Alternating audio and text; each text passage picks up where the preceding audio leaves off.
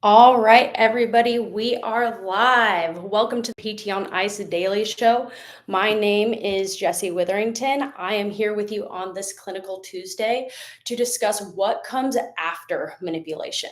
I live with the Total Spot Breast Manipulation crew, and this is something that we get asked a whole lot on the weekends. Is one, like, how are we dosing this? How are we using this in the clinic? And what are we doing afterwards to make sure we sustain the effects of what we're using in the clinic?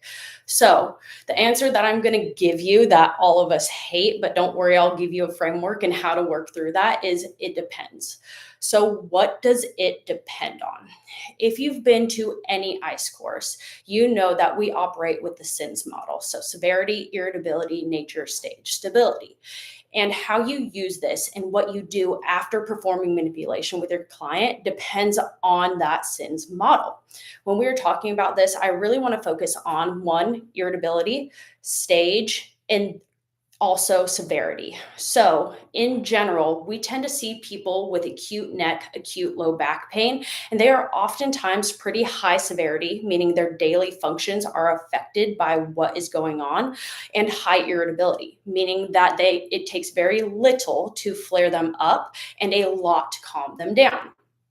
Or we tend to see a lot of people in that more subacute chronic stage with a lower irritability, lower severity overall. Their daily functions aren't as affected. It doesn't take as much to calm them down, but it takes a lot more to flare them up. So when we're approaching using manipulation and what we use after manipulation, we are going to use that framework to continue us forward.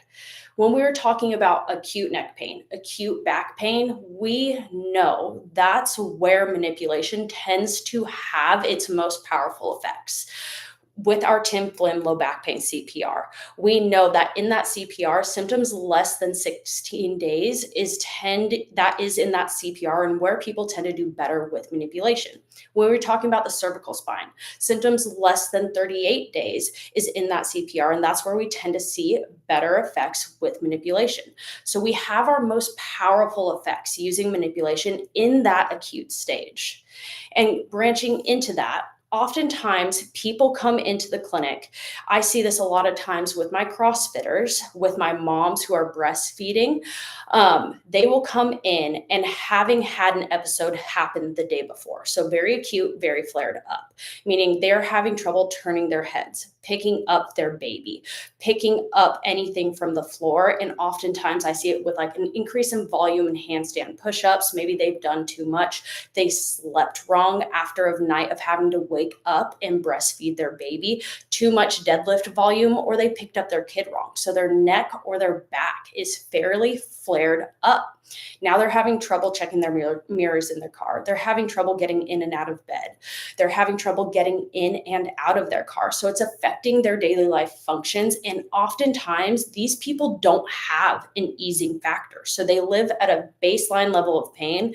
And then anytime they do something to flare them up, they live at a higher level of pain with very little easing factors if they even have one. So, how am I using manipulation in this patient population? If they're coming in and let's say it's acute neck pain, I know I'm automatically going to go after multiple zones of the cervical spine. So I may go after mid cervical with manipulation, upper cervical, and CTJ with them. And then if they come in with acute back pain, I know I'm probably going to go after both sides of lumbar and TLJ. Why am I doing this? Because I want to get as much overlap from those beneficial effects of manipulation as possible. And if I can get force into multiple zones of the spine, they're going to get additive effects. Now, 9 times out of 10, I am pairing this with something like dry needling, something like massage, something like cupping. Why? Because of that same reason I just gave you. I'm trying to get more neurophysiologic effects into the system. And that is if I can go after manipulation first. Some of these people, I can't go after manipulation first because getting them in position is painful and they are too guarded for me to do anything with. So I may have to shift and go after something like a needling, something like massage, something like cupping first before I even try to get them in position for manipulation, and then use manipulation after I do all that. Why am I approaching it like this? Because my goal with someone that's super acute, super flared up, and they don't have a lot of ease is to get as much neurophysiologic output as possible to put the fire out for them. We know that with manipulation, with manual therapy, we get oxytocin, neurotensin, and orexin A. Those are all of our feel good chemicals to really start to calm down the nervous system for that patient.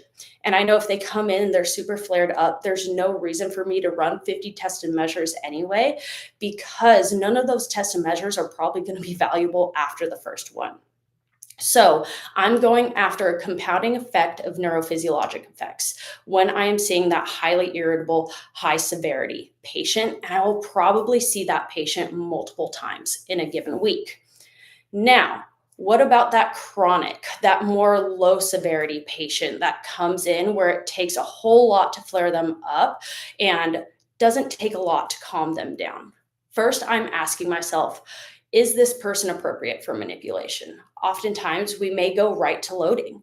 But if I'm thinking to myself, hey, they would benefit from manipulation because I know I get an increase in muscle activation from manipulation, then I will do that on that client. What I am not doing is going after multiple zones of the spine at this point because I am trying to wean them off my hands as quickly and as soon as possible. So, in the cervical spine, I love to go after things like retractions. We have people who sit at a desk all day and don't really get up and move, and they need more motion in that CTJ. In that case, I'll probably go after a CTJ manipulation, load them into retraction, start loading a shrug, progressing to a row, to an overhead shrug, and then eventually getting them to that overhead press because I need to build resiliency there.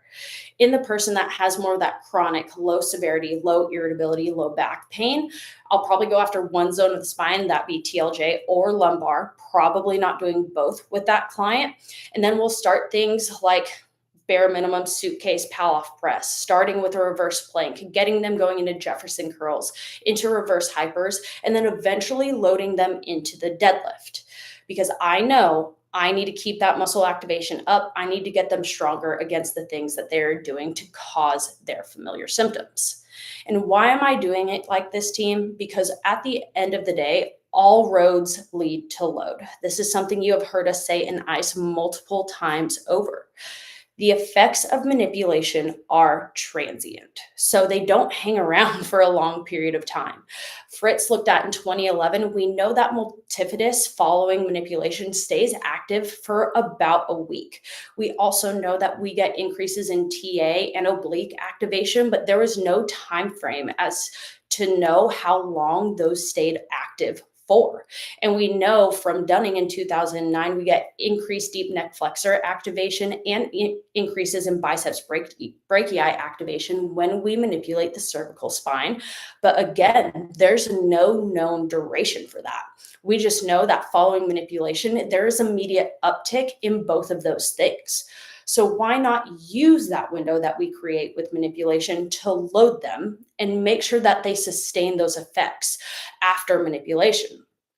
And team, this is where we start to get questions from patients of, hey, I go to a chiropractor on a fairly regular basis. I feel good for about a week, 3-4 days, but then it always seems to reset. And this is not me ragging on chiropractors. This is me saying the effects of manipulation are transient overall. So it's our job to make sure we are loading that patient and make sure we are sustaining those effects over a longer period of time.